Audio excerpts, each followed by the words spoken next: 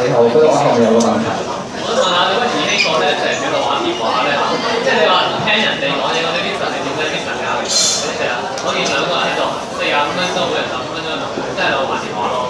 係唔使答嘅，呢個唔係我問題。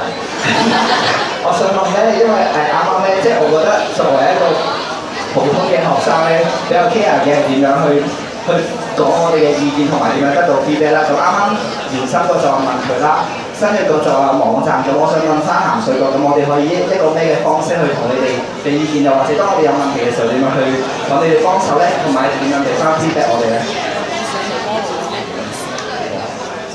我想問下咧，大家OK，我收到你問題啦，唔該睇先。我有 follow 嘅，唔係 follow 嘅。好啊，咁係咁嘅。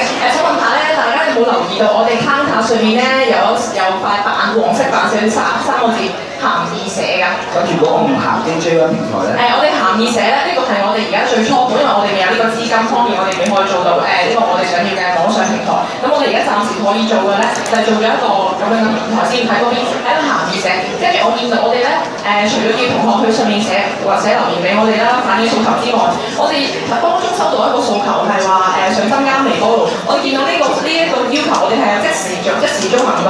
我哋第二日就即刻帶咗微波爐翻嚟，你可以睇下個 counter 嗰邊咧，我哋而家每日嘅中午時段咧都可以係俾同學嚟帶飯翻嚟叮㗎咯。即係我哋係會即刻有呢啲即時性嘅措施咯。我明白，但係我想問翻，因為我啱啱有個感覺就係咧，譬如 Evan 係啱啱嗰位同學都講話呢個答問大會你三腳互電啦，咁但係好似其他組問問題嘅時候，你哋都比較聽得唔清楚，我就諗緊，咁如果當我哋成間學校咁多嘅學生同時問問題，或者大家都有問題嘅時候，你點樣可以處理到咧？咁你感覺上連問三個問題你哋都可以解答到，同埋再者，我覺得係想問翻你，如果你哋真係當選嘅，我去做嗰個回饋做得好啲。正如啱啱一開始，或者你哋喺網上面不斷強調唔講得啦嘛，咁我唔講啦。我都回覆翻佢啦。其實點解啱啱聽唔到，就係因為現場嘅觀眾實在太嘈啦。因為我呢度我唔知係我呢個位置一定係點樣，所以我真係聽唔到。大家靜啲唔該。係啦，就係其實而家現場嘅情況就係大家同學都好嘈，所以我聽唔到，我覺得係一個好正常事。